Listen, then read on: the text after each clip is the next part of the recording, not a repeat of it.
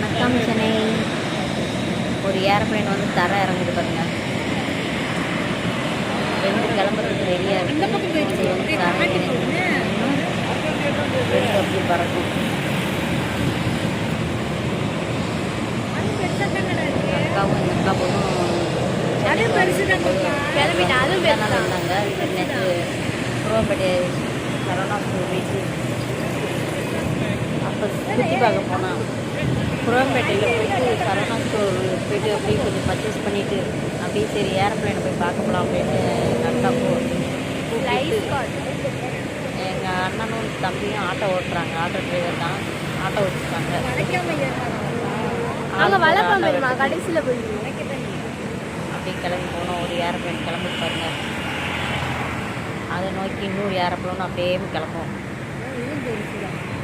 சரியான பெருசு சத்தம், ஓவர் சத்தம். சரி அதுக்குள்ளே தான் போக முடியாது, வெளியில் நின்னாலும் பார்ப்போம் அப்படின்ட்டு பார்த்தோம். அப்படியே திரும்புது பாருங்க. வளைச்சி கொண்டு வராங்க. வளைச்சி கொண்டு வந்தோடனையும் சல்லுன்னு ஏற்றுவான் பாருங்க. வளைச்சிட்டு அப்படியே பின்னாடி வருது. சரி ஊர்லேருந்து வர்றவங்களுக்கு இது ஒரு அதிசயம் தானே. சென்னையில் உள்ளவங்களுக்கு வந்து இது அதிசயம்லாம் தெரியாது. இது வந்து அவங்களுக்கு வந்து அப்படியே என்ன சொல்கிறதுன்னு தெரில. அதிசயம்னு தெரியாது சென்னையில் உள்ளவங்களுக்கு. ஊர் சைடு உள்ளவங்களுக்கு வந்து இந்த ஏரோப்ளைன் ஐயோ இவ்வளோ பெரிய ஏரோப்ளைன் அப்படின்னு பார்ப்பாங்களே. இப்போ கிளம்பிருப்பாங்க. ஸ்பீடு தான், ஓவர் ஸ்பீடு. சத்தம் பயங்கர சத்தம். தள்ளி வந்து அங்கே போய் ஏற்றுவாங்க.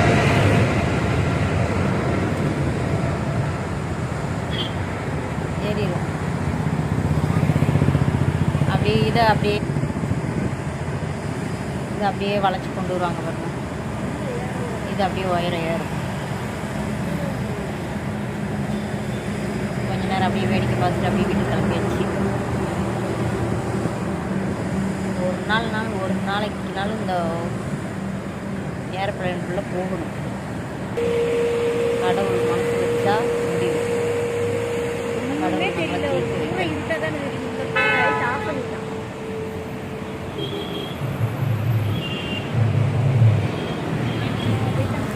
நேர்த்திவாங்க.